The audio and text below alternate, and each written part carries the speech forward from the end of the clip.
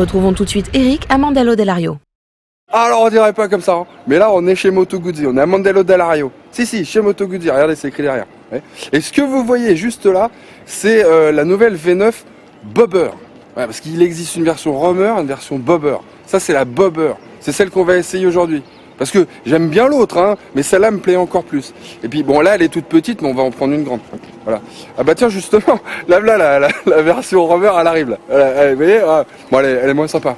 Elle est moins sympa. Non, c'est vrai, elle est moins sympa.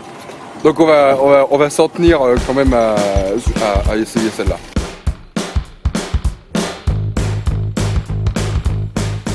Les deux nouvelles Moto Guzzi, les V9, partagent la même base mais proposent deux visions différentes de la moto. Quand la Romer représente le custom mid-size dans toute sa splendeur, la Bobber joue la carte du bad boy à fond. Bon, je vous dirais pas que je ressens pas une certaine fierté à rouler sur ce Bobber, hein. Je trouve qu'il est particulièrement bien dessiné. Moi, ça me donne l'impression d'être plus beau, moi aussi. Une chose est sûre, on ne doute pas une seconde des origines italiennes de la V9 Bobber. Les formes sont nettes, les galbes sont pures, les matériaux et peintures de qualité. Le réservoir est aérien. L'arête qui le parcourt l'affine alors qu'il contient tout de même 15 litres de carburant. Le moteur lui aussi est une belle pièce qui participe à l'esthétique soignée de l'ensemble.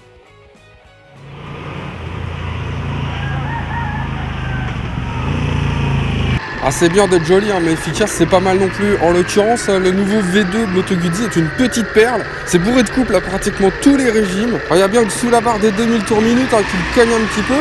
Mais au-delà, ça grimpe franchement de façon assez linéaire jusqu'à plus de 6500 tours, sans broncher. La boîte de vitesse est douce, c'est précis. On n'hésite pas une seconde à changer de rapport parce que le levier d'embrayage est particulièrement fluide. On risque pas de se faire des crampes, quoi.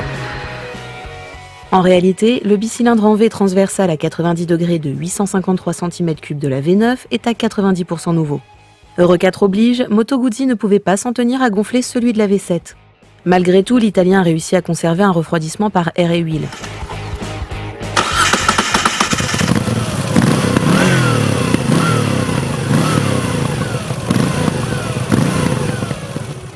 Comme sur la V7, la transmission finale est confiée à un arbre à double cardan désaxé et à un couple conique tout deux redimensionné pour supporter le surcroît de couple du moteur. S'il n'est pas très puissant, à peine 55 chevaux à 6250 tours minute, il développe 62 Nm à 3000 tours minute et ne redescend pas sous la barre des 60 Nm entre 2500 et 6500 tours minute. Alors on sent que Moto Guzzi a voulu créer une moto de caractère avec cette V9, hein. Qui plus est, en version Bobber. La position de conduite est assez naturelle. Bon, elle est légèrement en avant, essentiellement parce qu'elle est dotée d'un drag bar. C'est ce guidon plat, là, assez large. La selle est basse, à peine 78 cm, du coup on a l'impression d'être au ras du sol. Et d'ailleurs on est au ras du sol, hein. Les recostués ne demandent qu'à faire des étincelles dans les petits virages serrés, c'est super drôle. Alors c'est vrai qu'avec son gros pneu à l'avant, elle demande un petit peu plus d'engagement pour s'inscrire en courbe, mais franchement ça pose pas particulièrement de problème. Il faut dire qu'elle est plutôt légère, hein, 199 kg à peine. Moto Guzzi a choisi de conserver ce qui fait le charme de la marque, des matériaux nobles. Le réservoir est en acier, comme les garde-boue ou le double berceau tubulaire. Les jantes sont en alliage d'aluminium, comme le guidon drag bar ou le nouveau bras oscillant optimisé pour laisser passer un pneu de 150 par 80 à l'arrière. À l'avant, la jante de 16 pouces accueille quant à elle un pneu de 130 par 90. En termes de freinage, à l'avant un disque de 320 mm de diamètre pincé par un étrier Brembo 4 pistons. À l'arrière, c'est un étrier 2 pistons qui se charge de mordre un disque de 260 mm. Le tout est doté d'un ABS Continental à 2 canaux. Côté suspension, la V9 doit se satisfaire d'une fourche traditionnelle de 40 mm non réglable et à l'arrière d'un double amortisseur réglable uniquement en précontrainte.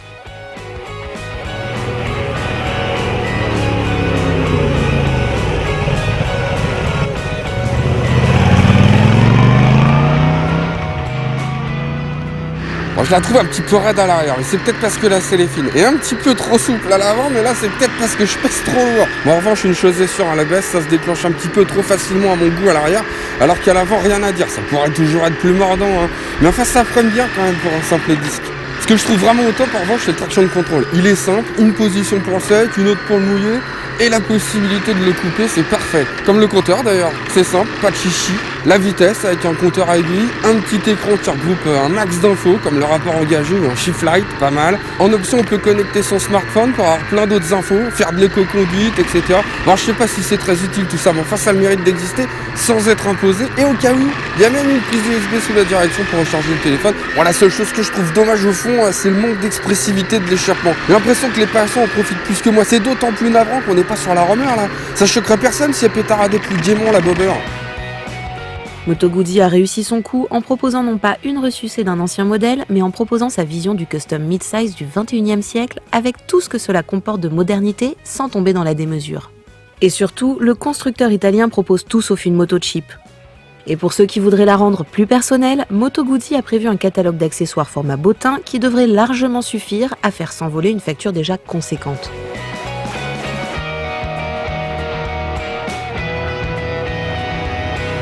Comptez 9 990 € pour la Romer et 10 390 € pour la Bobber.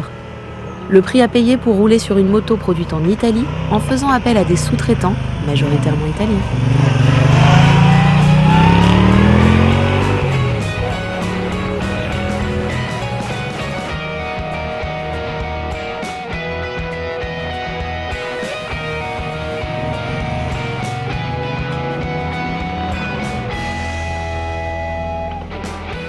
C'est vrai qu'elle est petite, hein. Ah putain, j'avais pas fait. Merde. Quel con. Ah, je suis désolé. Attends. Ah, j'avais pas appuyé. Bon, bah tant pis, parce que là ils vont tous arriver. Et